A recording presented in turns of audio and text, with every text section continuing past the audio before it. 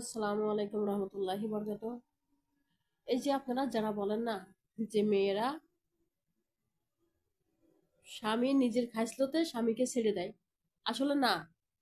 স্বামীর অত্যাচারে, শ্বশুর শাশুড়ি ননদ দেওয়ার ভাসুরের অত্যাচারে সে মেয়েটা স্বামীকে ছাড়তে বাধ্য হয়।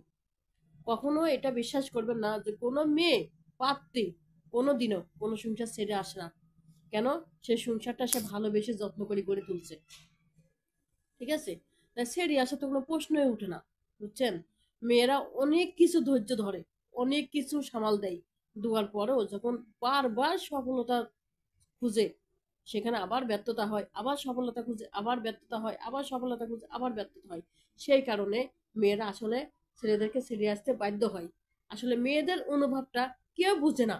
সবাই বলে মেয়েদের কোনো আসলে বাড়ি নাই। আসলে সত্যি কথা, বাড়ি নাই। মেয়েদের বাড়ি শুধু একমাত্র ওই 3.5 হাত